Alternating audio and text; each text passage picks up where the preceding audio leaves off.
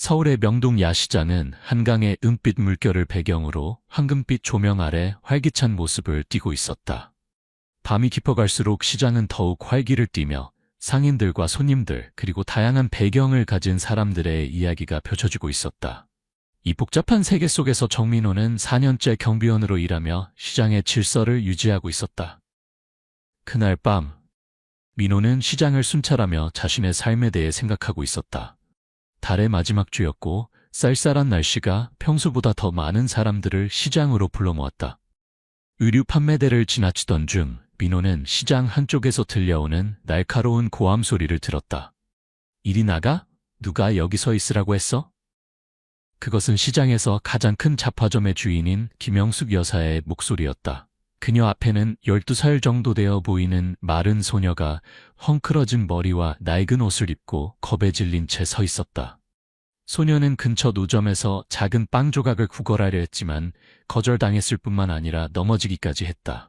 주변 사람들은 호기심 어린 눈으로 소녀를 바라보며 냉담한 태도를 보였다. 또 거지군. 여긴 장사하는 곳이지 구걸하는 곳이 아니야. 저런 아이가 있으면 손님들이 오지 않을 거야. 이런 광경을 보며 민호는 발걸음을 멈췄다. 그는 늘 사회에서 소외된 사람들이 경멸받는 모습을 보아왔지만 매번 그런 모습을 볼 때마다 가슴이 아팠다. 그는 앞으로 나서서 최대한 침착한 목소리로 말했다. 이 아이가 무슨 잘못을 했나요, 김 여사님? 아이의 이야기를 들어보시죠. 김영숙은 민호를 향해 날카롭게 돌아보며 말했다. 민호 씨, 당신 일에 집중하세요. 이런 거지들이 시장을 더럽히면 손님들이 다 떠날 거예요. 민호는 소녀에게 다가가 일으켜 세웠다. 소녀의 이름은 수연이었고 그녀는 민호의 손을 꽉 잡으며 두려움에 찬 눈으로 말했다. 저는 그저 먹을 것을 좀 달라고 했어요. 정말 배고파요. 그 작은 목소리에는 애원이 담겨 있었다. 민호는 소녀의 눈을 바라보며 그 안에 담긴 고통과 외로움을 느꼈다. 김영숙은 물러서지 않았다. 저 아이를 내쫓지 않으면 최 부장에게 보고해서 당신 일자리를 위험하게 만들 거예요. 선택하세요. 당신 직업이냐, 저 아이냐. 민호는 어깨에 무거운 짐이 지워진 느낌이었다. 시장의 모든 시선이 그에게 집중되었다. 근처에서 떡볶이를 파는 박 할머니가 조용히 말했다. 그만해요, 김 여사님. 저 아이가 먹는다고 뭐가 줄어들어요? 빵 한 조각 주면 될 것을. 하지만 김영숙은 박 할머니의 말을 무시했다. 착한 척하지 마세요. 이런 아이들 때문에 우리 시장이 망가지는 거예요. 시장의 긴장감이 최고조에 달했다. 민호는 자신이 아무 행동도 취하지 않으면 수연이 동물처럼 쫓겨날 것을 알았다. 그는 자신의 권한을 사용하기로 결심했다. 민호는 김영숙에게 돌아서서 차분하지만 단호한 목소리로 말했다. 이 아이는 그저 빵 한 조각을 원했을 뿐입니다. 그것이 당신을 불편하게 한다면 제가 아이를 위해 빵을 사겠습니다. 이 말에 김영숙은 더욱 화를 냈지만 민호는 신경 쓰지 않았다. 그는 박 할머니에게 빵 하나를 사서 수연에게 건넸다. 소녀는 마른 얼굴에 눈물을 흘리며 그를 바라보았다. 고마워요, 정말 배고팠어요. 민호는 부드럽게 고개를 끄덕이며 말했다. 먹어, 걱정하지 마. 여기서 넌 혼자가 아니야. 민호의 말은 시장의 분위기를 누그러뜨렸지만 김영숙을 더욱 화나게 했다. 그녀는 분노에 찬 표정으로 자리를 떠났다. 주변 사람들은 아무 말도 하지 않았지만 그들의 눈빛만으로도 민호는 자신이 고립되었음을 알 수 있었다. 그럼에도 불구하고 민호는 자신의 행동을 후회하지 않았다. 민호는 수연에게 자신의 경비초소 근처에 있으라고 권했다. 그곳에서 그는 소녀를 지켜볼 수 있었다. 그는 수연의 상황에 대해 더 물어보았다. 처음에는 망설이던 소녀였지만 민호의 따뜻한 격려에 그녀는 자신의 이야기를 털어놓기 시작했다. 수연의 이야기는 고통과 상실로 가득했다. 그녀의 어머니는 길거리에서 물건을 팔며 생계를 유지했지만 심각한 병에 걸려 돌아가셨다. 할머니와 함께 살았지만 할머니마저 돌아가시고 말았다. 그녀의 아버지는 부유한 사업가였지만 어머니가 돌아가셨을 때도 나타나지 않았고 할머니의 권유로 찾아갔을 때도 문을 닫아버렸다. 아버지는 부자예요. 하지만 저를 인정하지 않아요. 엄마가 돌아가셨을 때 오지도 않았어요. 할머니가 저를 데리고 아버지를 만나러 가보라고 했지만 그는 저를 보고도 아무 말도 하지 않았어요. 마치 낯선 사람처럼 문을 닫아버렸어요. 민호는 가슴이 아팠다. 수연의 이야기를 들으며 그는 어린 시절 가난 속에서 일찍 일을 시작해야 했던 자신의 모습을 떠올렸다. 적어도 그에게는 어머니가 있었다. 수연은 아무도 없었다. 넌 정말 용감한 아이구나, 수연아. 민호는 부드럽게 말했다. 많은 어려움을 겪었지만 여전히 여기 있어. 여전히 강하게. 네 어머니와 할머니는 널 정말 자랑스러워하실 거야. 수연은 민호를 바라보았고 그녀의 눈에는 감사의 빛이 어렸다. 아마도 이것은 그녀가 낯선 사람으로부터 처음으로 이해와 위로를 받는 순간이었을 것이다. 그들은 한동안 침묵 속에 앉아 있었다. 주변에는 밤바람만이 빈 거리를 스쳐 지나갔다. 민호는 침묵을 깨고 부드럽지만 단호한 목소리로 말했다. 앞으로 필요한 게 있으면 나에게 말해. 내가 많이 가진 건 아니지만 최선을 다해 도울게. 수연은 고개를 끄덕였지만 여전히 그녀의 마음속에는 걱정이 있었다. 그녀는 민호의 친절함이 오늘 시장에서 일어난 일처럼 그에게 문제를 일으킬까봐 두려웠다. 하지만 깊은 곳에서 그녀는 오랫동안 잃어버렸던 작은 희망의 불빛을 느꼈다. 민호 아저씨, 소녀가 망설이며 물었다. 사람들이 아저씨를 싫어하게 되는 것 안 무서워요? 민호는 부드럽게 웃으며 그의 눈빛은 먼 곳을 바라보고 있었다. 수연아, 내가 한 가지 배운 게 있어. 옳은 일을 한다면 다른 사람들이 뭐라고 생각하는지 두려워할 필요가 없어. 중요한 건 자신의 양심 앞에서 고개를 들 수 있느냐는 거지. 그 말은 수연의 작은 마음에 빛을 비추는 것 같았다. 그녀는 앞으로의 길이 여전히 험난할 것임을 알면서도 마음이 가벼워지는 것을 느꼈다. 다음 날 아침 민호가 시장에 도착했을 때 그는 이상한 분위기를 감지했다. 상인들은 서로 속삭이며 그룹을 지어 있었고 그가 지나갈 때마다 경멸과 판단의 시선이 따라왔다. 김영숙은 자신의 가게 앞에 당당하게 서서 목소리를 높였다. 이 시장이 언제부터 거지를 받아들이고 경비원들이 그들을 옹호하게 되었지? 시장 관리자는 어디 있는 거야? 이대로 둬선 누가 여기서 장사하려 하겠어? 그녀의 목소리는 불꽃처럼 주변의 수다를 자극했다. 맞아, 이렇게 계속 갈 수는 없어. 경비원이라면서 질서 유지는 안 하고 쓸데없는 일에만 관여하고. 민호는 침착함을 유지하며 평소처럼 일을 계속했다. 하지만 그런 말들이 그의 마음을 무겁게 만들었다. 박 할머니의 가게를 지나칠 때 그녀는 민호를 바라보며 부드럽게 말했다. 민호야, 계속 옳은 일을 해. 나쁜 말에 흔들리지 마. 난 내가 자랑스러워. 박 할머니는 30년 넘게 이 시장에서 장사를 해온 모든 이에게 존경받는 인물이었다. 그녀는 민호를 바라보며 공감 어린 눈빛으로 말했다. 이 시장에서 평생을 살았지만 사람들의 마음은 시류에 따라 변하는 법이야. 하지만 민호야, 너 같은 사람이 없다면 누가 옳은 일을 위해 목소리를 높이겠니? 박 할머니의 말은 민호에게 힘을 실어주었다. 그는 그녀에게 감사를 표하고 자신의 일을 계속했지만 더 큰 파도가 앞에 기다리고 있음을 알았다. 오후에 최 부장이 나타났다. 그는 강압적인 모습을 보이는 중년 남성으로 냉담한 눈빛을 지니고 있었다. 시장에 들어서자마자 김영숙이 그를 가로막았다. 최 부장님, 저 경비원은 이제 여기에 적합하지 않아요. 소란을 일으키고 시장의 손님들을 떠나게 만들고 있어요. 당장 해고해 주세요. 그녀의 목소리에는 결단력이 넘쳤고 마치 이미 승리를 손에 쥔 것처럼 자신감이 넘쳤다. 최 부장은 민호를 향해 돌아서며 자세히 살펴보았다. 민호 씨, 당신은 오랫동안 여기서 경비원으로 일해왔지만 어젯밤 일은 어떻게 된 건가요? 정말 거지를 옹호한 건가요? 민호는 차분하게 대답했다. 네, 저는 그 아이를 보호했습니다. 하지만 그 아이는 아무 잘못도 하지 않았습니다. 저는 모든 사람이 공정하게 대우받아야 한다고 생각합니다. 민호의 대답에 최 부장은 눈살을 찌푸렸다. 그는 김영숙을 돌아보았다가 다시 민호를 바라보았다. 그는 분명히 한편으로는 주요 상인인 김영숙의 이익을, 다른 한편으로는 민호의 정직함을 저울질하고 있었다. 김영숙은 계속해서 압력을 가했다. 만약 조치를 취하지 않으면 이곳에 많은 사람들이 불만을 품게 될 거예요. 이런 장면을 본 손님들이 다시 올 것 같나요? 민호의 동료 경비원인 기훈이 근처에 서 있었지만 무슨 말을 해야 할지 몰라 그저 갈등하는 눈빛을 보냈다.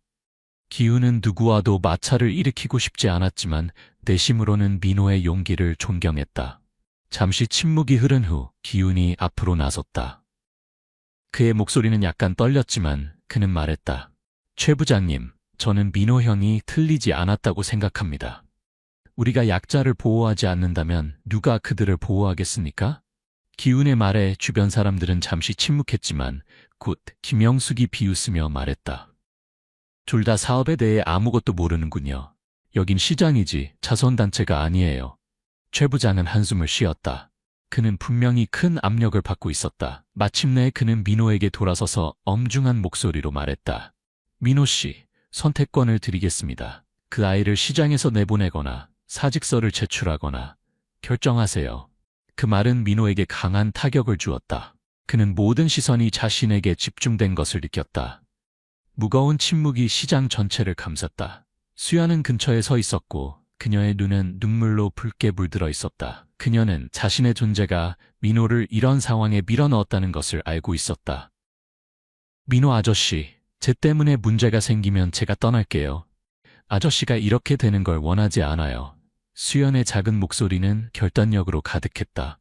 민호는 소녀를 바라보았고 그의 마음은 아픔으로 가득 찼다. 어떻게 도움이 필요한 아이를 외면할 수 있을까? 그는 최 부장을 향해 눈을 돌렸고 그의 눈빛은 확고했다. 죄송합니다만 저는 그럴 수 없습니다. 떠나야 한다면 제가 받아들이겠습니다. 그 대답은 최 부장을 놀라게 했다. 하지만 그가 더 말을 하기 전에 박 할머니가 앞으로 나섰다. 그녀의 목소리는 또렷했다. 최 부장님, 민호는 옳은 일을 했어요. 때로는 이 시장에 민호 같은 사람이 부유하지만 차가운 가게들보다 더 필요해요. 박 할머니의 말은 시장 전체를 조용하게 만들었지만 김영숙은 여전히 물러서지 않았다. 그녀는 몸을 돌려 떠났지만 비꼬는 말을 남기는 것을 잊지 않았다. 기다려봐요. 좋은 사람 노릇해서 뭘 얻는지. 민호는 자신을 지지해준 사람들이 있어 약간의 안도감을 느꼈다. 하지만 그는 이 결정이 자신뿐만 아니라 수연에게도 더 어려운 상황을 만들 것임을 알고 있었다. 소문은 빠르게 퍼졌다. 민호가 최 부장의 요구를 거부했다는 소식은 시장 전체에 퍼져 다양한 반응을 불러일으켰다. 일부 사람들에게 민호는 선함과 정직함의 상징이었지만 다른 많은 사람들에게 그는 그저 자신의 위치를 모르는 주제넘은 사람에 불과했다. 그날 아침 민호가 시장에 들어서자 공기가 평소보다 차갑게 느껴졌다. 살펴보는 눈빛들, 속삭이는 수다가 그가 지나갈 때마다 들려왔다. 저 사람 정말 바보지. 거지 하나 때문에 자신의 일자리를 망치다니.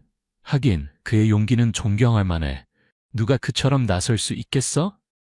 김영숙은 여전히 가장 큰 목소리로 불만을 표현했다. 그녀는 가게 한가운데 서서 민호를 향해 손가락을 가리키며 비꼬는 목소리로 말했다.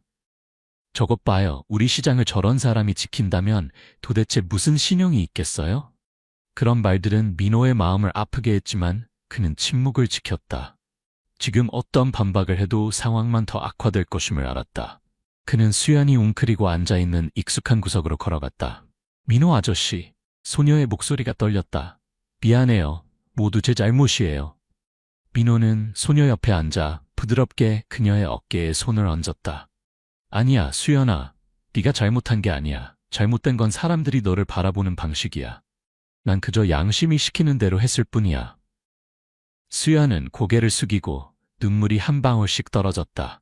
하루 중반, 최 부장이 민호를 사무실로 불렀다. 그의 얼굴은 침착했지만 그의 눈빛은 엄중함을 보여주었다. 민호 씨, 결정을 바꿀 기회를 드렸지만 여전히 이 길을 선택하셨군요. 다른 선택지가 없습니다. 사직서를 작성하고 오늘 내로 인수인계하세요. 그 말은 민호의 가슴을 찌르는 것 같았다. 그는 4년간 제2의 집이라 여겼던 이곳을 떠나야 한다는 것을 이해했다. 하지만 민호는 후회하지 않았다. 그는 최 부장을 바라보며 차분히 고개를 끄덕였다. 여기서 일할 기회를 주셔서 감사합니다. 하지만 저는 제가 옳다고 믿는 것을 포기할 수 없습니다.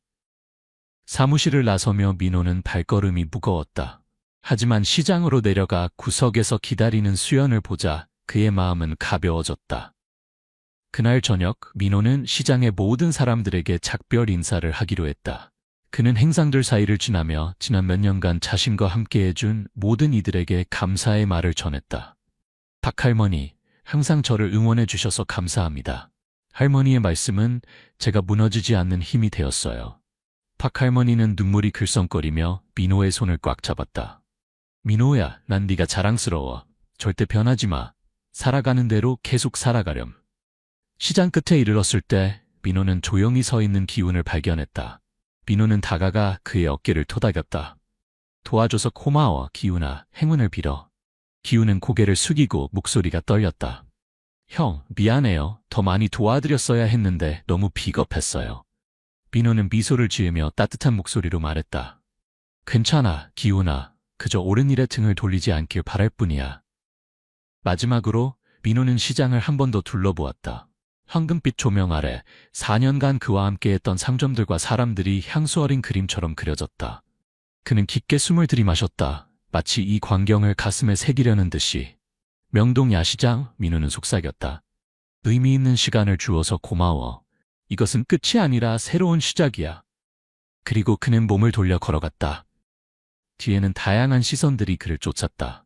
일부는 안타까워했고, 일부는 아쉬워했으며, 또 다른 일부는 깊은 생각에 잠겨 있었다.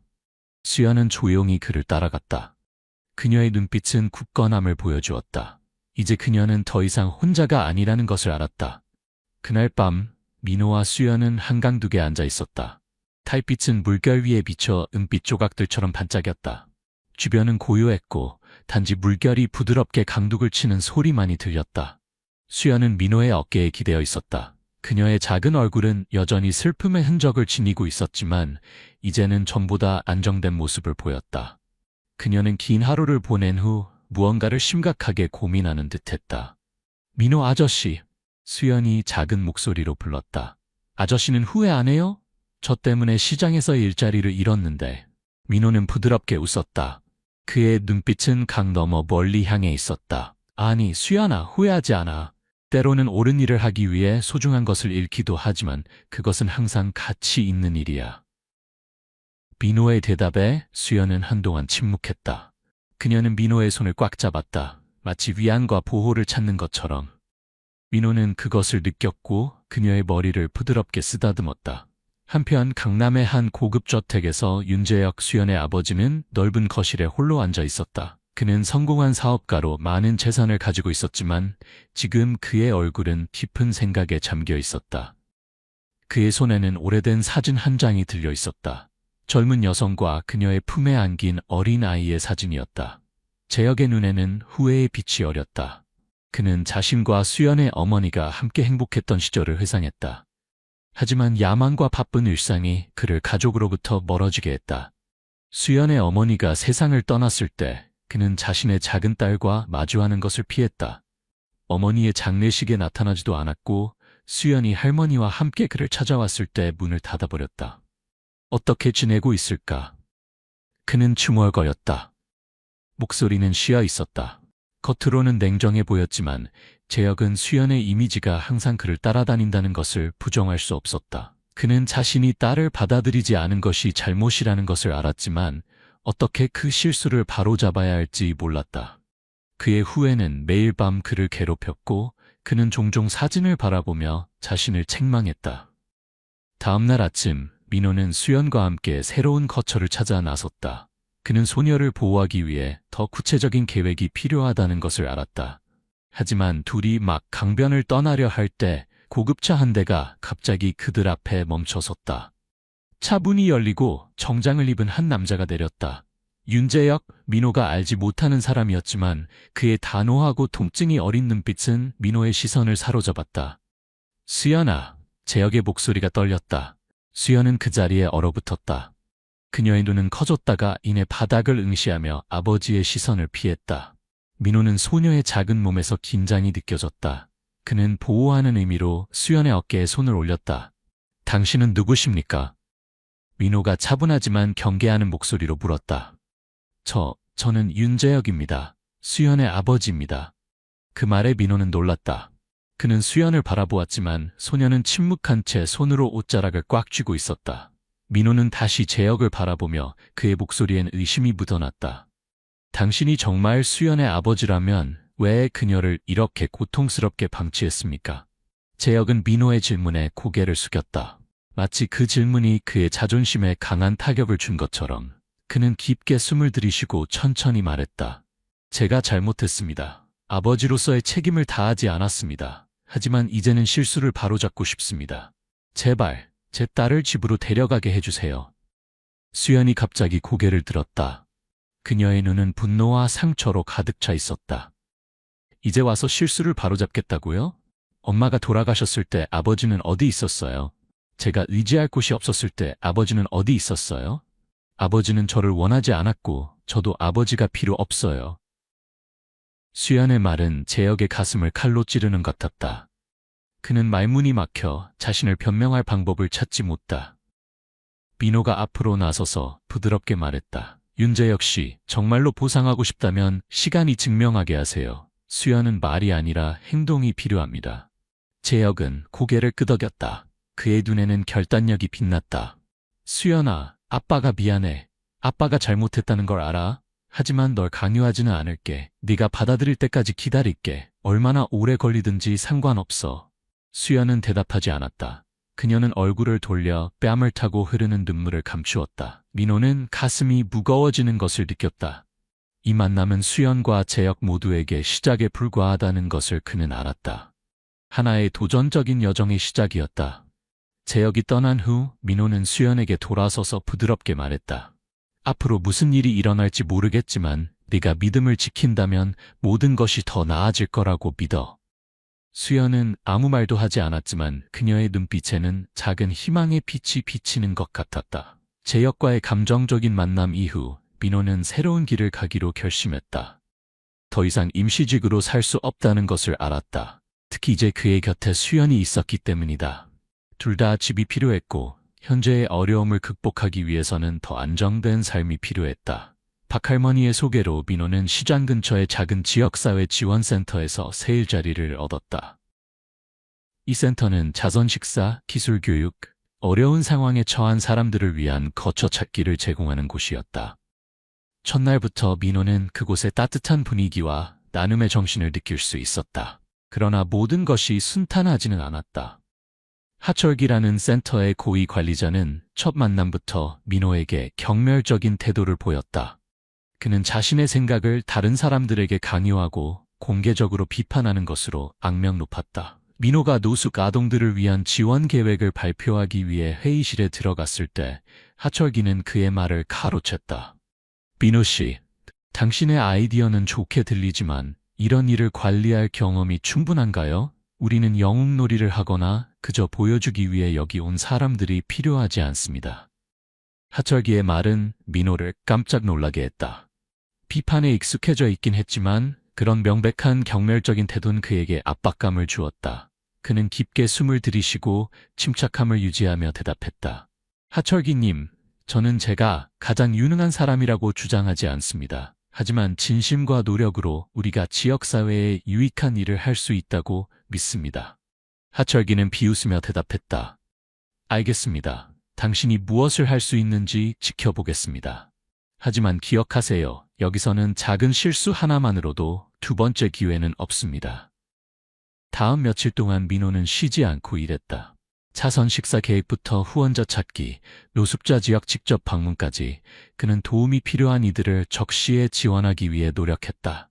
수연은 항상 그의 곁에 있었고 음식 배분이나 또래 아이들과 대화하기 같은 작은 일들을 도왔다. 하지만 진짜 어려움은 민호의 프로젝트 진행 상황을 보고하는 중요한 회의에서 하철기 갑작스럽게 민호를 비난했을 때 시작되었다.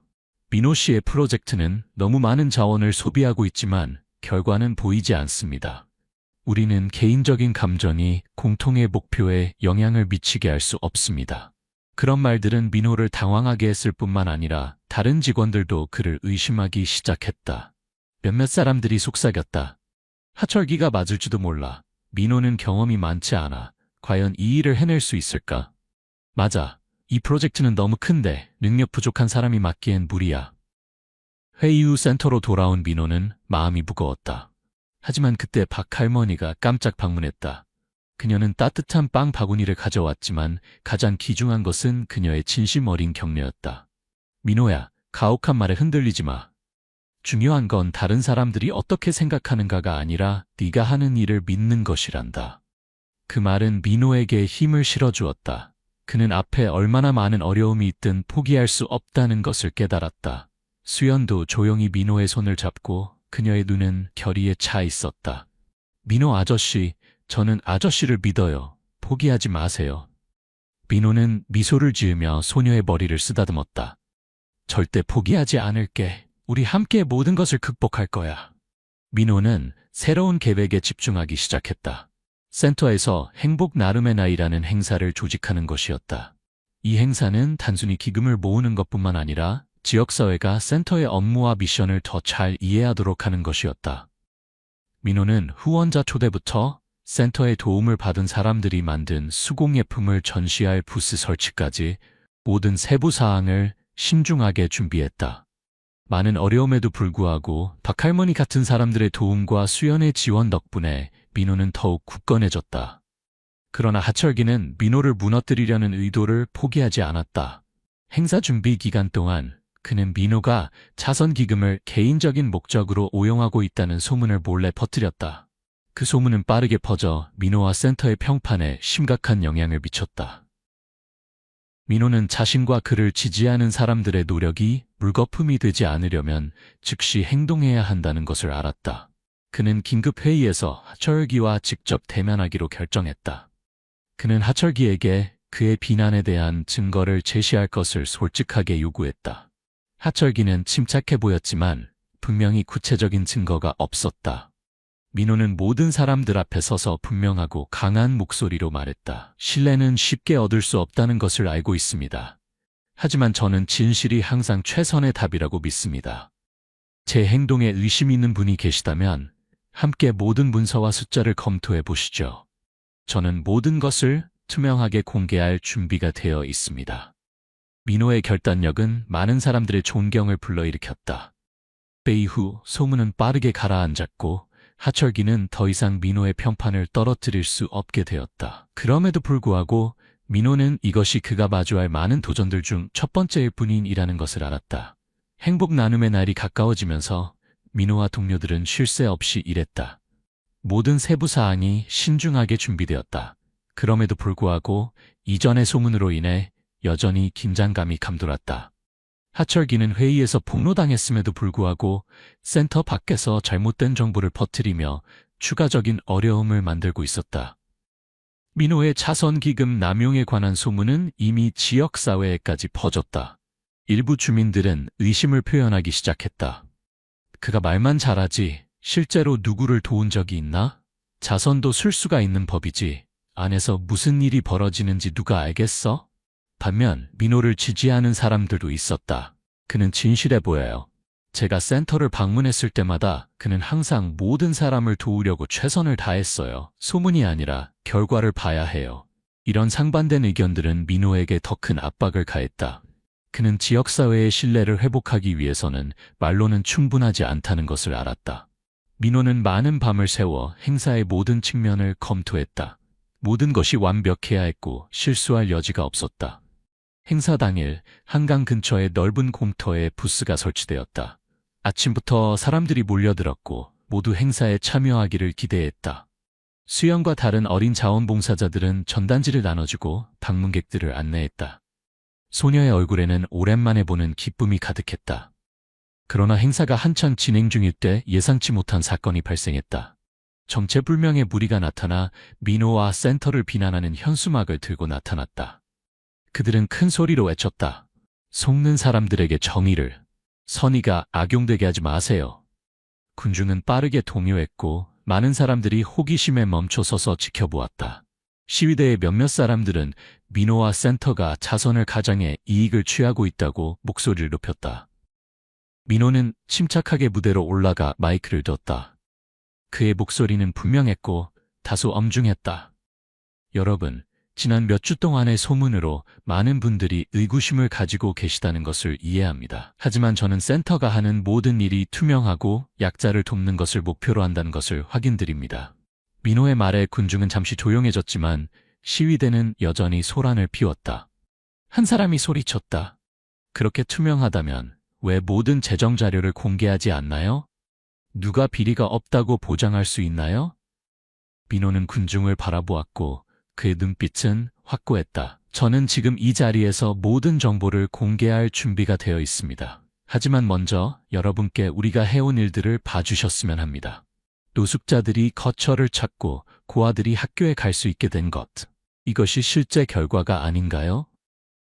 민호의 말은 많은 사람들의 고개를 끄덕이게 했다. 한 노인이 나서서 말했다. 저는 센터에서 몇 달간 쌀을 받았습니다. 더 이상 굶주림을 걱정하지 않아도 됩니다. 저는 민호 씨를 믿습니다. 투명성을 증명하기 위해 민호는 즉시 모든 재정 문서와 자선 보고서를 큰 화면에 공개했다. 그는 인내심을 가지고 각 지출 항목, 각 기부금을 설명했다. 시위대는 점차 침묵해갔고 민호의 비난을 계속할 증거를 제시하지 못했다. 하철기는 멀리서 민호에 대한 대중의 지지를 보며 어두운 표정을 지었다. 그는 조용히 자리를 떠났지만 여전히 다른 방법으로 어려움을 줄 계획을 마음속에 품고 있었다. 행사가 끝날 무렵 많은 지역 주민들이 민호에게 다가와 감사를 표했다. 한 노인은 그의 손을 잡고 떨리는 목소리로 말했다. 포기하지 않아 고맙네. 자네 같은 사람이 이 사회에 더 많이 필요하네. 수야는 민호 옆에 서 있었고 그녀의 눈빛은 존경으로 가득했다. 그녀는 조용히 말했다. 민호 아저씨, 오늘 정말 멋졌어요. 민호는 미소를 지으며 소녀의 머리를 쓰다듬었다. 아니야, 수연아. 우리 모두 이 여정의 일부야. 모든 사람 없이는 내가 아무것도 할 수 없었을 거야. 그날 저녁 모든 사람이 떠난 후 민호는 강가에 혼자 앉아 달빛 아래 반짝이는 물결을 바라보았다. 그의 마음에는 평화로움이 스며들었다. 여전히 앞에 어려움이 있을 것임을 알았지만 그는 혼자가 아니었다. 지역사회의 지지는 그가 계속 나아갈 수 있는 원동력이었다. 앞으로의 길이 아무리 험난해도 행복 나눔의 날 행사 이후 민호는 지역사회로부터 더 많은 지지를 받게 되었지만 그는 의심과 갈등이 완전히 끝나지 않았음을 알고 있었다. 모든 의혹을 완전히 해소하기 위해 민호는 지역사회 지원센터에서 공개 회의를 제안했다.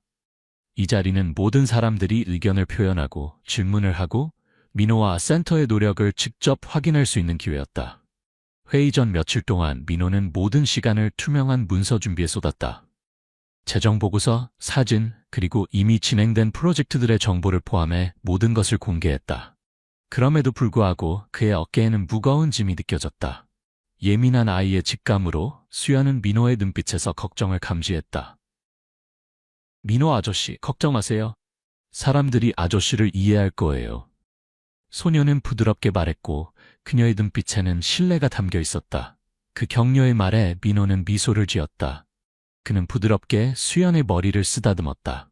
고마워, 수연아. 아저씨는 자신을 위해서만이 아니라 너와 같이 아저씨를 믿어주는 모든 사람들을 위해 최선을 다할 거야. 회의는 작은 공간에서 열렸지만 긴장감으로 가득했다. 참석자들은 다양했다.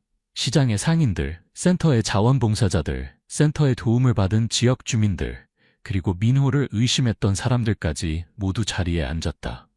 처음에는 긴장된 분위기가 감돌았으나 민호는 침착함을 유지했다. 민호가 단상에 올라서자 그의 눈은 군중을 훑었다. 그는 깊게 숨을 들이마시고 따뜻하고 진실된 목소리로 말하기 시작했다. 오늘 이 자리에 함께해 주신 모든 분들께 감사드립니다. 지난 몇 주간 많은 오해와 의심이 있었습니다. 오늘 저는 여러분의 모든 질문에 답하고 더 중요하게는 이 센터가 해온 일들을 공유하고 싶습니다. 민호는 차례로 보고서, 사진, 그리고 센터가 실행한 프로젝트의 구체적인 결과를 제시했다. 그는 모든 자원이 투명하게 사용되었으며 그의 유일한 목표는 약자를 돕는 것이라고 강조했다.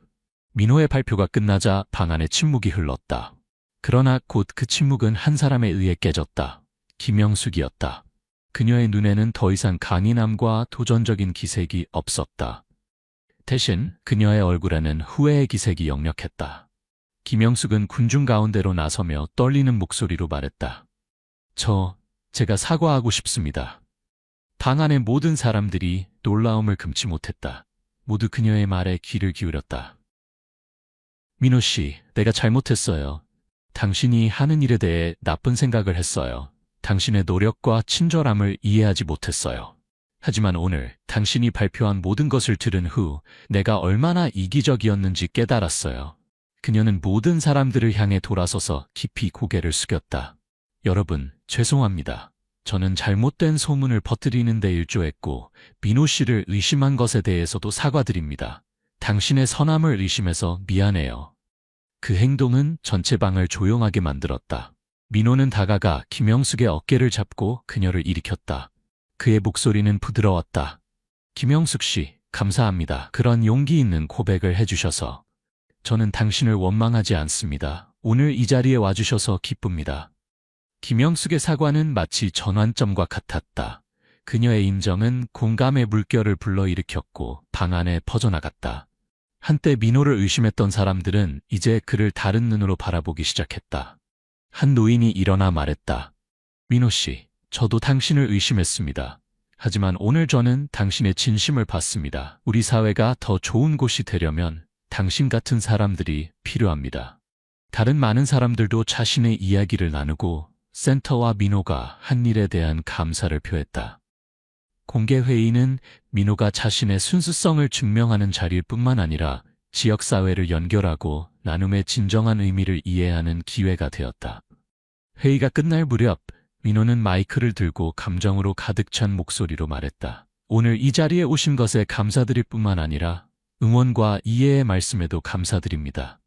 저는 여러분의 도움 없이는 이런 일을 할 수 없었을 것입니다. 이것은 저만의 성과가 아니라 더 나은 세상을 위해 선함을 믿는 우리 모두의 성과입니다. 수연은 그 근처에 서 있었고 그녀의 눈은 빛났다. 그녀에게 민호는 단순한 보호자가 아니라 영감의 원천이었다. 그는 그녀에게 삶이 아무리 어려워도 선함은 언제나 길을 비추는 빛이라는 것을 가르쳐 주었다. 회의는 우렁찬 박수 속에 마무리되었다. 민호는 이전보다 마음이 가벼워짐을 느꼈다.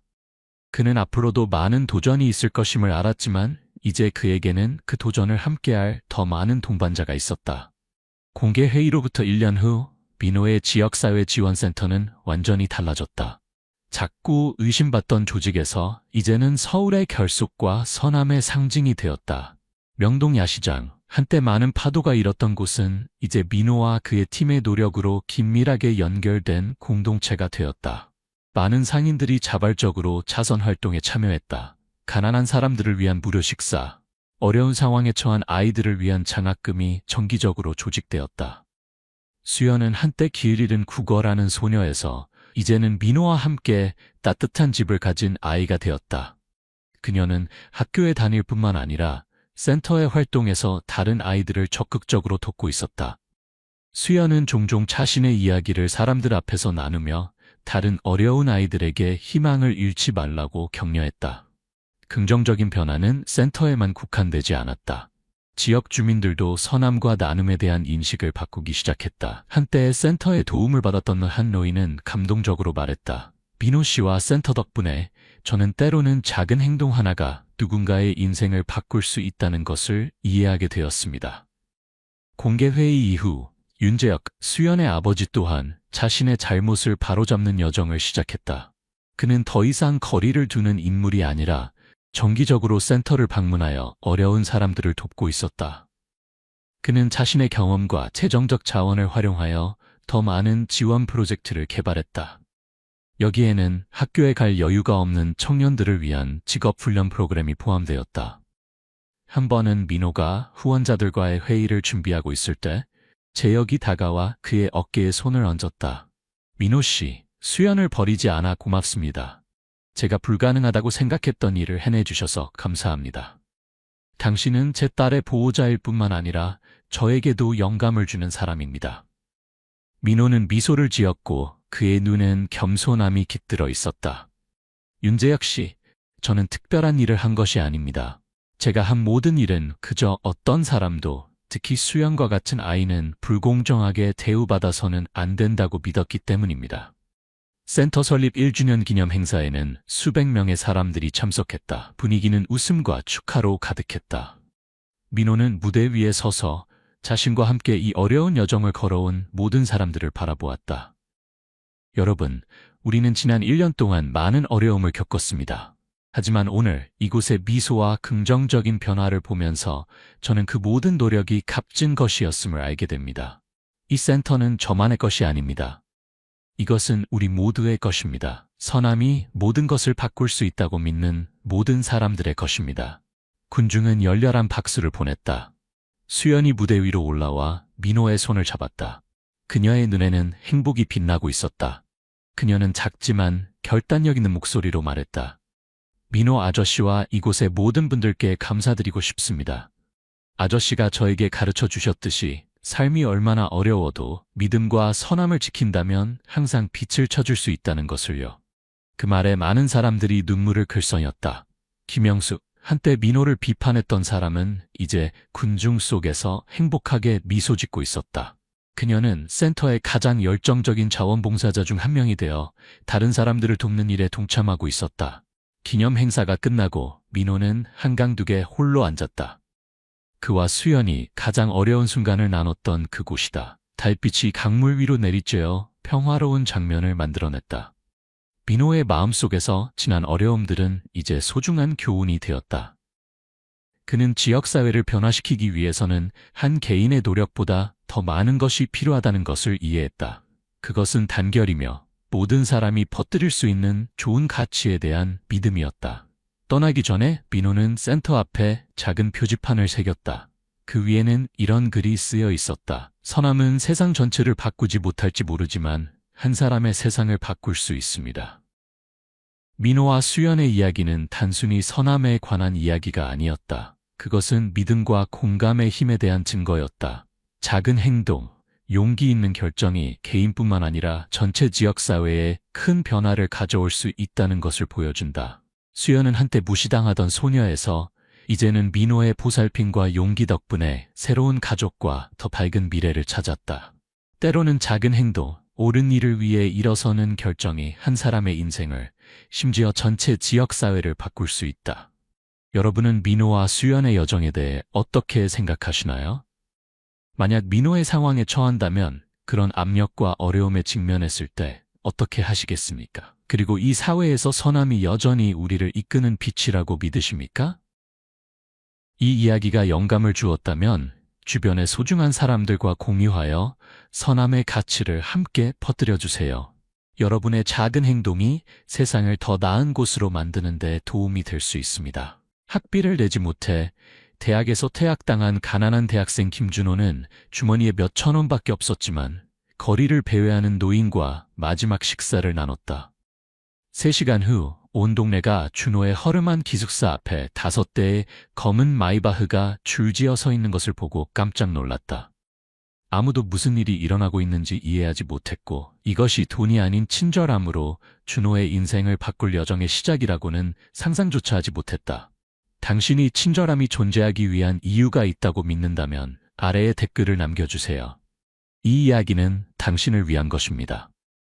서울의 후텁지근한 여름날, 햇볕은 아스팔트 위에서 열기를 뿜어내고 있었다.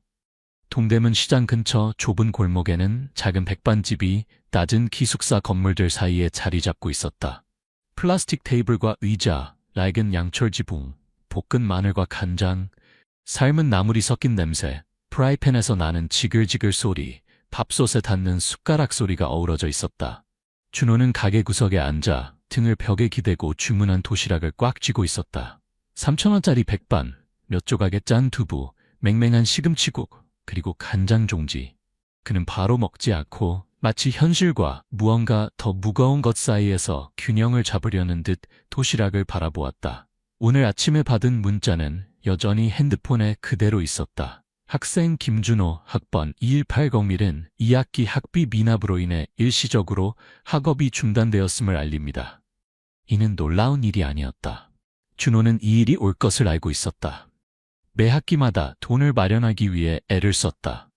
아르바이트를 하고 장학금을 신청하고 원 단위로 모았다. 하지만 이번에는 시간이 부족했다. 샤브샤브 가게에서 주방 보조로 일했지만 손님이 줄어 일자리도 줄었다. 며칠 전 기숙사 사감이 그에게 말했다. 네가 가난하다는 걸 알지만 가난해도 마음만은 착하게 가지렴. 나중에는 굶지 않을 거야. 그때 준호는 그저 웃기만 했다. 하지만 오늘 그 마음이 학업 중단과 빈 주머니라는 한계에 부딪혔을 때도 준호는 세상을 원망하지 않았다. 이마에 맺힌 땀이 마스크 가장자리를 적시는 동안 준호는 주머니에서 몇 장의 지폐를 꺼냈다. 총 4,000원, 한 끼 식사로는 충분한 금액이었다.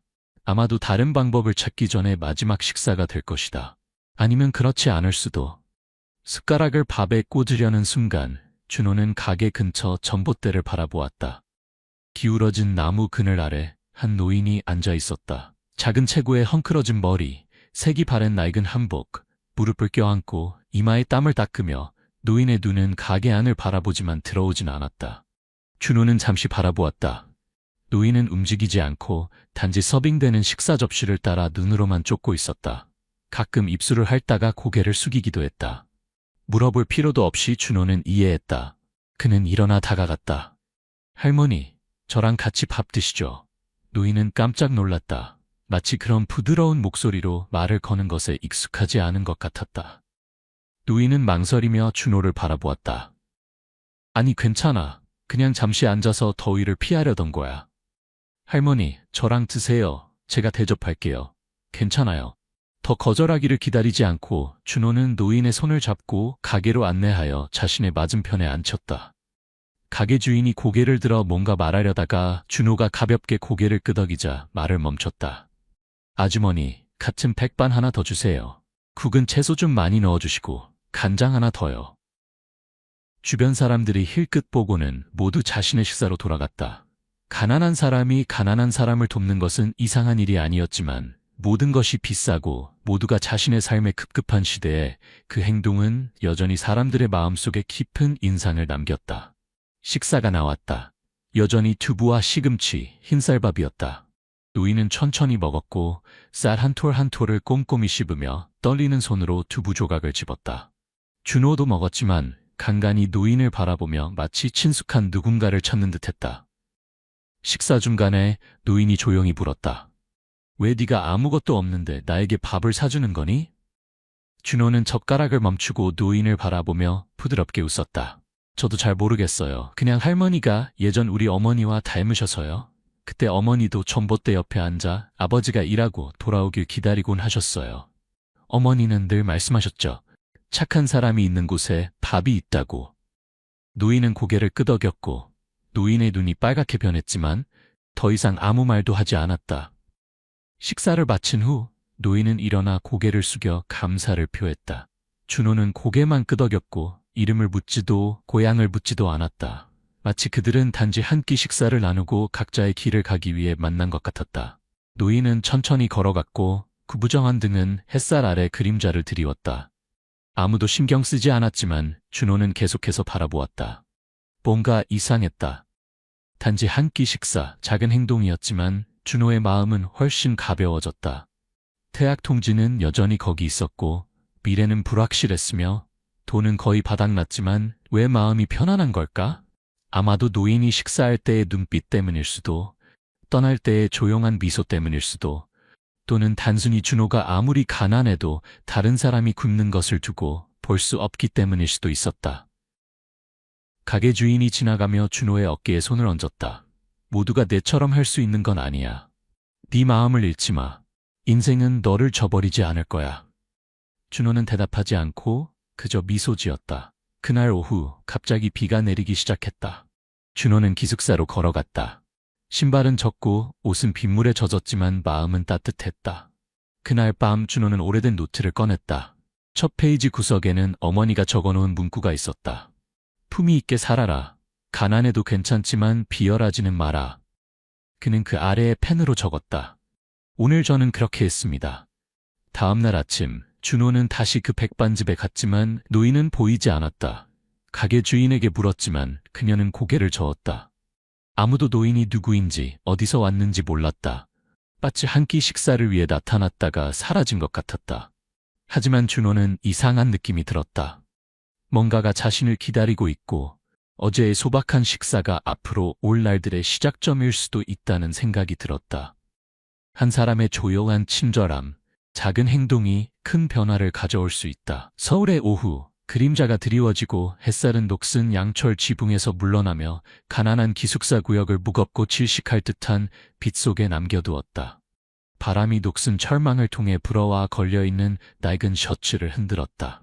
기숙사는 좁은 골목 뒤에 웅크리고 있었다. 벽은 벗겨지고 시멘트 바닥은 얼룩졌으며 하수구 냄새와 말린 생선 냄새가 뒤섞여 있었다. 준호는 방금 백반집에서 돌아왔다. 가게 주인이 불쌍히 여겨 남은 시금치를 담아준 비닐봉지를 들고 있었다. 녹슨 자물쇠로 방문을 열려는 순간 갑자기 골목 입구에서 엔진 소리가 들려왔다. 평소의 오토바이 소리가 아니었다.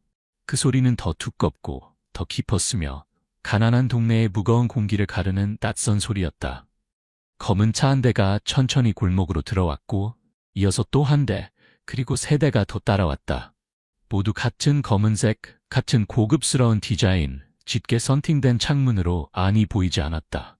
바퀴는 금이 간 도로 위를 마치 땅에 닿지 않는 것처럼 부드럽게 미끄러졌다. 온 동네가 술렁였다. 아이들은 놀이를 멈추고 어른들은 식사를 중단하고 모두 문 밖으로 나와 구경했다. 어떤 이는 허리에 손을 얹고 어떤 이는 휴대폰을 꺼내 녹화했다. 누가 죽었길래 검은 차 5대나 오는 거야? 길을 잘못 들었나 봐. 누가 그렇게 부자야? 여기에 왜 와? 아니면 경찰이 누굴 잡으러 온 건가? 수군거림이 사방에서 들려왔다. 기숙사 주인 50대 중반의 마른 여성이 머리에 수건을 두르고 문 앞에 서서 뚫어지게 바라보다가 혀를 쳤다. 첫 번째 차가 멈췄다. 운전사가 문을 열고 내렸다. 그는 70대 정도의 노인이었다. 하얀 머리였지만 걸음거리는 힘이 있었다. 흰 셔츠, 검은 바지, 손목에는 골동품 시계, 모든 움직임이 여유로웠다. 아무도 그가 누구인지 몰랐지만 그의 태도는 온 동네를 조용하게 만들었다. 박 선생님 자신을 그렇게 소개했다. 주변을 둘러보고 천천히 골목 입구의 백반집으로 걸어갔다. 걸으면서 그는 물었다. 아주머니, 혹시 여기 김준호라는 청년이 있나요? 가게 주인은 놀랐지만 고개를 끄덕였다. 네, 막 돌아갔어요. 기숙사 맨 끝방 더즈번에 살아요. 박 선생은 고개를 숙여 감사를 표하고 차로 돌아갔다. 얼마 후 차들이 움직여 기숙사 앞으로 직진했다. 그때 준호는 문 앞에 서 있었다. 시금치 봉지를 들고 무슨 일이 일어나고 있는지 이해하지 못하는 표정이었다. 박 선생은 준호 앞에 멈춰 섰다. 그의 눈은 부드러웠지만 깊었다. 직설적으로 그는 물었다. 자네가 김준호인가? 네, 저예요. 무슨 일인가요? 박 선생은 즉시 대답하지 않았다. 대신 그는 셔츠 주머니에서 약간 오래된 봉투를 꺼내 준호에게 건넸다. 자네에게 고마움을 표하고 싶은 분의 편지야. 그분이 직접 전해달라고 부탁하셨네. 준호는 놀라며 편지를 받았다. 겉봉에는 보낸 사람의 이름이 적혀 있지 않았고 단지 보라색 잉크로 쓰인 친절한 사람에게라는 문구만 있었다. 떨리는 손으로 편지를 열었다. 준호에게 그날의 식사 감사합니다. 오랜만에 그렇게 따뜻한 식사를 했어요. 괜찮으시다면 다시 만나고 싶습니다. 말씀드릴 것이 있어요. 차가 기다리고 있을 겁니다. 동의하신다면 그냥 타시면 됩니다. 한 어머니로부터. 준호는 편지를 다 읽고 말문이 막혔다. 짧은 문장들이었지만 무게감이 느껴졌다. 그는 고개를 들어 박 선생을 바라보았다. 그 노인분이 어제 만난. 박 선생은 고개만 끄덕이고 더 말하지 않았다. 그의 눈빛만으로도 준호는 확신할 수 있었다. 주변 사람들은 다시 수군거리기 시작했다. 복권에 당첨된 걸까? 부잣집 버려진 아들일지도 몰라. 속고 있는 거 아냐? 요즘에 누가 밥 한 끼 사줬다고 잘해주겠어. 기숙사 주인이 다가와 준호의 팔을 가볍게 잡아당기며 조용히 말했다. 조심해. 세상이 그렇게 쉽게 믿을 만한 곳이 아니야. 준호는 침묵했다. 기숙사 주인의 말은 틀리지 않았지만 박 선생의 차분한 눈빛은 사기꾼 같지 않았다. 그는 자신의 방을 바라보았다. 낡은 선풍기, 부러진 책상 다리, 몇 권의 노트, 다른 슬리퍼, 어머니가 시골에서 보낸 선인장. 준호의 세계는 몇 평 안에 모두 담겨 있었다. 그 앞에는 5대의 고급차와 낯설지만 익숙한 사람, 그리고 한 어머니의 편지. 심장이 빠르게 뛰었다. 이성은 멈추라고 했지만 직감은 가보자. 어쩌면 이라고 속삭였다. 준호는 기숙사 주인에게 돌아서서 부드럽게 말했다. 가봐야 할 것 같아요. 이상하면 바로 돌아올게요. 그녀는 잠시 바라보다가 고개를 끄덕였다. 준호는 차에 올라 박 선생 옆 뒷좌석에 앉았다. 문이 닫히고 내부는 시원하고 조용했으며 엔진 소리는 부드럽게 울렸다. 차는 천천히 기숙사에서 후진하여 큰 길로 나가며 온 동네의 시선을 끌었다. 어떤 이는 부러워했고 어떤 이는 호기심을 보였지만 준호는 더 이상 신경 쓰지 않았다. 그는 창문을 통해 바라보았다. 앞길은 넓어졌고 차가 많아졌으며 완전히 낯설었다. 선생님, 준호는 작은 목소리로 물었다. 그분은 누구신가요? 박 선생은 돌아보지 않고 부드럽게 대답했다. 자네에게 빚을 갚고 싶어하는 분이야. 저는 누구인가요? 그건 그분이 직접 말씀하시는 게 좋겠네. 준호는 등받이에 기대어 혼란스러운 마음을 진정시켰다. 혼란스럽고 의심스럽고 속을까 두려웠지만 박 선생의 눈빛이 어느 정도 안심시켰다. 마치 그는 말은 적지만 말하는 것은 모두 진실인 사람 같았다. 어릴 때 학교 앞에 서서 지나가는 차를 바라보며 어머니에게 물었던 기억이 났다. 엄마, 나중에 저도 자동차 탈 수 있어요? 어머니는 그저 웃기만 했고 말없이 그의 머리를 쓰다듬었다. 이제 그는 차 안에 앉아 있었다. 부자여서도 유명해서도 아닌 단지 나눈 한 끼 식사 때문이었다. 그는 입술을 깨물며 기다렸다. 길은 길었고 차는 고속도로를 벗어나 작은 길로 들어섰다. 푸른 이끼가 낀 돌길이었다. 양쪽으로는 오래된 야자수가 늘어서 있었다. 높이 솟아있고 바람이 불면 바스락거리는 소리가 마치 속삭임 같았다. 태양은 먼 산 뒤로 지고 있었고 노란빛을 익어가는 벼 위에 드리웠다. 준호는 뒷좌석에 조용히 앉아 각각의 커브를 바라보며 얼마나 오래 왔는지 알 수 없었다. 어렸을 때 어른들이 강원도의 깊은 산속 마을에 관해 이야기하는 것을 들었지만 자신이 그곳에 가게 될 줄은 생각도 못했다. 그것도 이렇게 믿기 힘든 상황에서 차는 오래된 한옥 앞에 멈췄다. 보통 부자들의 집에서 볼 수 있는 큰 철문과 높은 벽이 아니라 시간의 흔적이 가득한 곳이었다. 나무 대문은 색이 발해 있었고 기둥 아래에는 이끼가 가득했으며 덩굴이 철제 창살을 감싸고 있었다. 주변 정원은 울창했고 돌길은 나뭇잎으로 덮여 있었다. 집 벽은 오래된 벽돌로 지어져 있었고 짙은 붉은색으로 발해 있었으며 일부 벽토는 떨어져 나갔다. 나무 창문은 닫혀 있고 마치 무언가를 숨기고 있는 것 같았다. 준호는 차에서 내려 마치 수십 년 전으로 돌아간 듯한 느낌을 받았다. 이곳의 분위기는 오래되었으면서도 엄숙했다. 마치 많은 것을 보았지만 말하지 않는 노인 같았다. 박 선생은 서두르지 않았다. 그는 준호가 잠시 서 있게 한 후에야 천천히 말했다. 곧장 안으로 들어가 보게. 그분이 안채에서 기다리고 계시네. 준호는 고개를 끄덕이고 다른 돌길을 따라 한 걸음씩 걸었다. 나무 문은 가볍게 밀었을 때 삐걱거렸다. 안쪽에서는 기름등의 노란 빛이 비추고 있었다. 길고 넓은 방, 흑단 가구, 높은 천장, 기와지붕, 은은한 향기가 익숙하면서도 낯설었다. 방 끝 병풍 뒤에는 준호가 백반집에서 식사를 나눴던 그 노인이 앉아 있었다. 하지만 이번에는 노인은 큰 나무 의자에 똑바로 앉아 있었고 손은 무릎 위에 단정히 얹어져 있었으며 등은 기대지 않고 고개는 약간 들려 있었다. 노인의 눈은 더 이상 길 잃은 듯하지 않았다. 그것은 밝고 깊었으며 다소 위험이 있었다. 왔구나. 노인은 준호가 인사하기를 기다리지 않고 먼저 말했다. 준호는 반사적으로 등을 똑바로 폈다. 두려움 때문이 아니라 그 순간 노인이 이 집의 일부처럼 느껴졌기 때문이었다. 견고하고 예측하기 어렵고 쉽게 다가갈 수 없는, 이렇게 멀리 오게 해서 미안하구나. 하지만 편지로 할 수 없는 이야기가 있어. 준호는 고개를 끄덕였다. 괜찮습니다. 저도 모든 것을 알고 싶습니다. 노인은 가볍게 고개를 끄덕이고 준호에게 앉으라는 신호를 보냈다. 준호는 옆에 있는 작은 의자를 선택하여 적당한 거리를 유지했다. 테이블 위에는 오래된 도자기 찻주전자가 있었다. 노인은 손이 떨리지 않고 차를 따른 후 준호를 바라보았다. 내 이름은 박순자예요. 이 집은 원래 친정 집안의 것이었어. 남편은 일찍 세상을 떠났고 유일한 아들도 거의 10년 전에 죽었어. 이제는 아들의 자식인 손자 하나만 남았지. 준호는 무슨 말을 해야 할지 몰라 그저 주의 깊게 들었다. 손자는 공부도 잘하고 성공했지만 어릴 때부터 냉정하고 감정이 별로 없었어. 나중에 해외에서 돌아와 나를 시골에서 서울로 데려와 함께 살았지. 처음에는 기뻤지만 2달도 채 살지 못하고 그 아이는 내가 도시 생활에 적응하지 못한다며 양로원에 보내려 했어. 박할머니의 목소리는 높지 않았고 원망하는 투도 아니었지만 각 단어는 공기 중에 무겁게 내려앉았다. 내가 거절하자 그 아이는 화를 내더니 택시를 불러 시골로 데려다 준다며 나를 시장 근처 병원 앞에 그냥 내려놓고 가버렸어. 준호는 손을 꽉 쥐었다.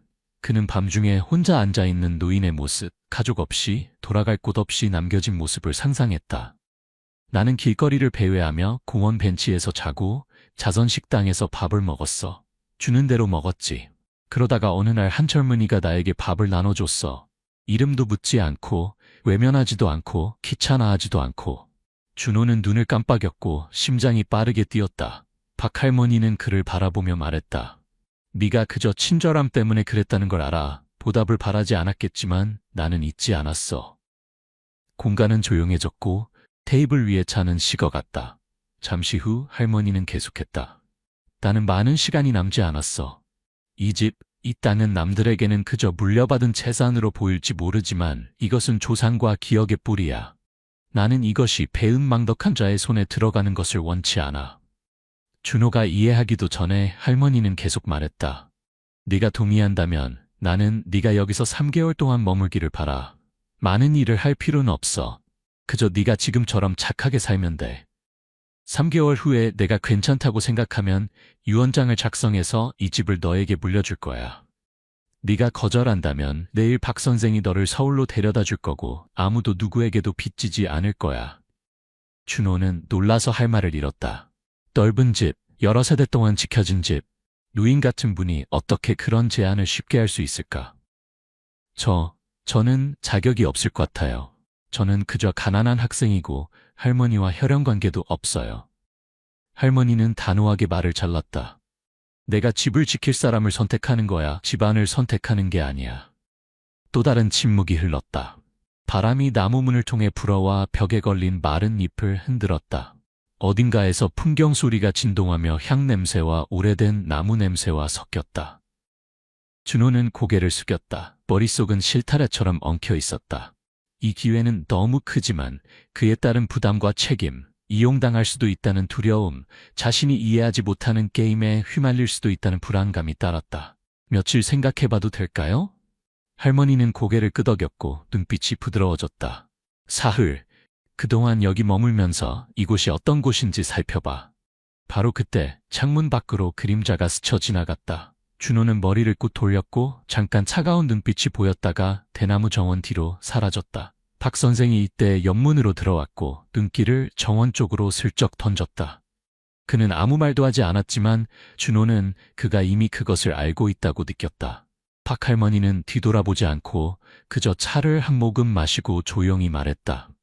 이 집은 오래됐지만 사람들이 생각하는 것보다 오래 비밀을 간직하지. 네가 여기 있으면 알게 될 거야. 준호는 아무 말도 하지 않았다. 그는 주변을 둘러보았다.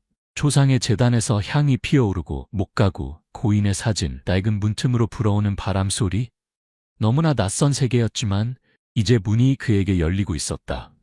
그는 자신이 무엇을 할지 아직 알 수 없었지만 내면의 한 부분은 분명히 알고 있었다. 이곳에 발을 들이면 모든 것이 전과 같지 않을 것이다. 한옥에서의 첫 아침, 준호는 일찍 일어났다. 새 지저귀과 정원에서 올라오는 흙냄새에 익숙하지 않은 채 그는 복도로 나갔다. 공간은 이상할 정도로 조용했다. 이전 기숙사의 시끄러움과는 완전히 달랐다. 준호는 스스로에게 다짐했다. 단 사흘만. 내가 항상 그래왔듯이 착하게 살자. 하지만 인생은 마음처럼 간단하지 않았다.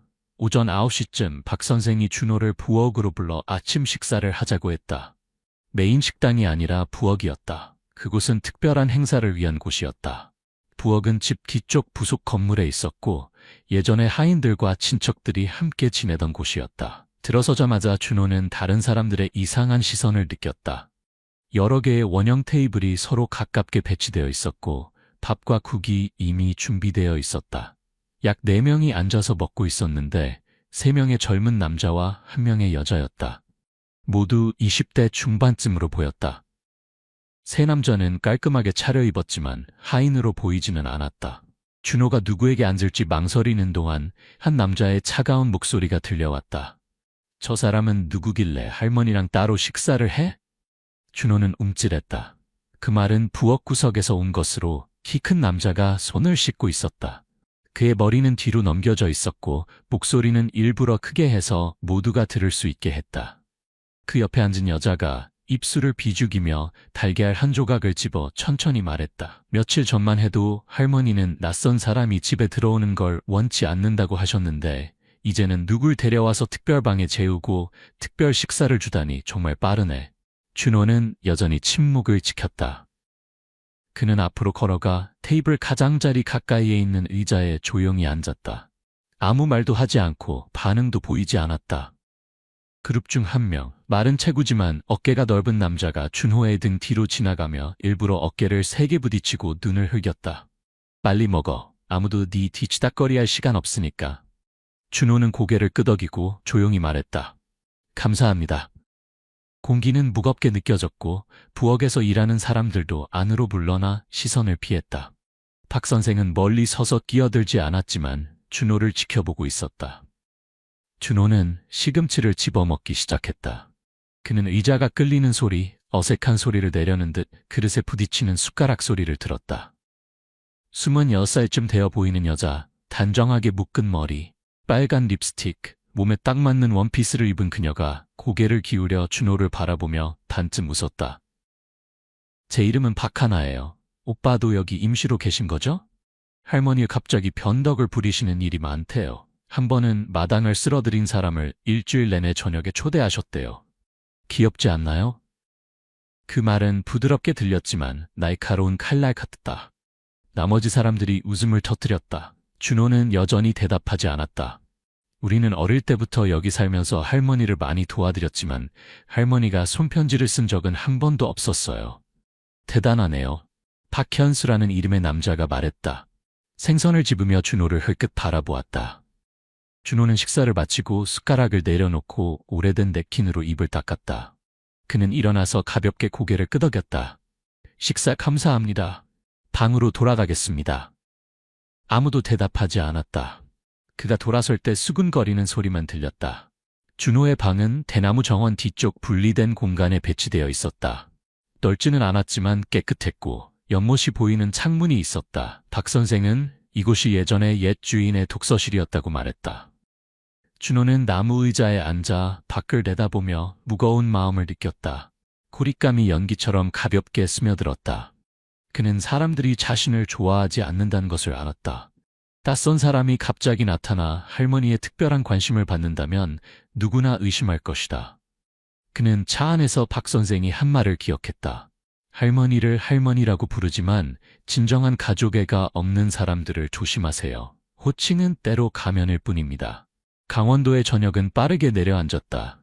태양은 낮은 언덕 뒤로 지고 집은 조용해졌다. 멀리서 까마귀 소리와 개 짖는 소리만 들려왔다. 밤 10시쯤 준호가 할머니의 편지를 다시 읽고 있을 때 복도에서 무언가 움직이는 소리가 들렸다.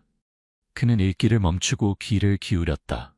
슬리퍼를 끄는 느린 소리가 리듬감 있게 들려왔다. 그리고 속삭이는 소리. 누구의 목소리인지 알 수 없지만 준호의 몸이 굳게 만들 정도로 충분히 들렸다. 넌 할머니가 널 선택했다고 생각해? 준호는 나가서 문을 살짝 열었다. 복도는 텅 비어 있었고 노란 불빛만 어슴푸레했으며 바람에 얇은 커튼이 흔들리고 있었다. 아무도 없었지만 문 손잡이에는 작은 빨간 천 조각이 묶여 있었다. 낡은 한복에서 잘라낸 것 같았다. 경고, 협박의 메시지였다. 준호는 천을 떼어 말아서 서랍에 넣었다. 공포에 질리지는 않았지만 경계심이 생겼다. 그는 이제부터 자신이 더 이상 식사에 초대된 손님이 아니라 이 집에 익숙한 사람들에게 눈엣 가시가 되었다는 것을 알았다. 하지만 그는 또 다른 것도 알고 있었다. 만약 그가 몇 개의 그림자나 수군거림 때문에 떠난다면 그의 인생은 항상 도망치는 사람으로 남을 것이다. 준호는 주먹을 꽉 쥐었다. 그는 경쟁하러 온 것은 아니지만 친절함을 증명해야 한다면 그는 주저하지 않을 것이다. 방은 다시 조용해졌다. 밖에서는 달이 정원 위로 떠올라 바닥에 은빛을 비추었고 바람이 문 사이로 불어와 천장을 살짝 흔들었다. 이곳에서 사람들은 단지 말로만 살아가는 것이 아니라 눈빛, 기억, 그리고 아직 말하지 않은 비밀로도 살아간다. 오래된 한옥의 세 번째 밤, 초승달이 대나무 숲 뒤로 기울어져 차갑고 희미한 빛을 드리웠다.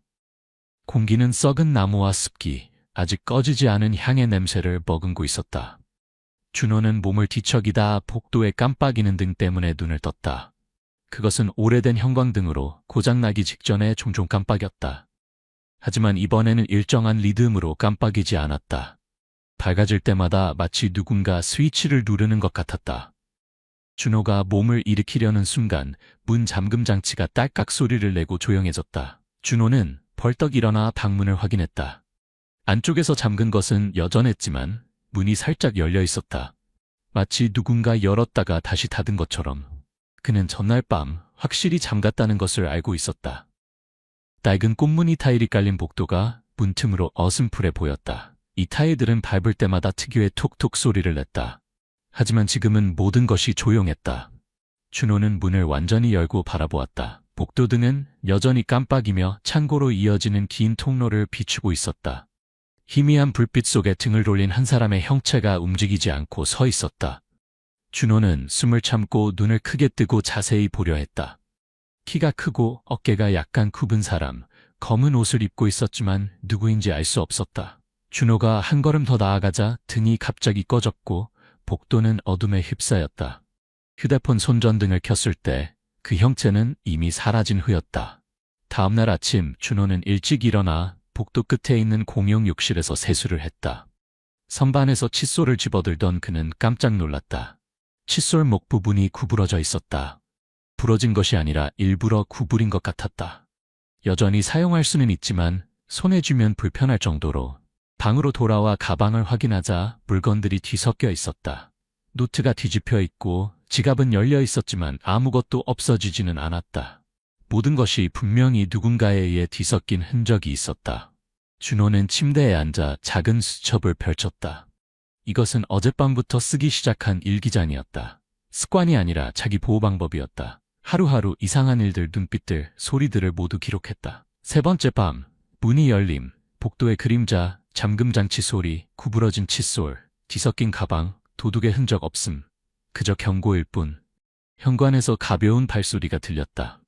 준호는 고개를 들었다. 집에서 가장 오래된 가정부인 김할머니가 서 있었다.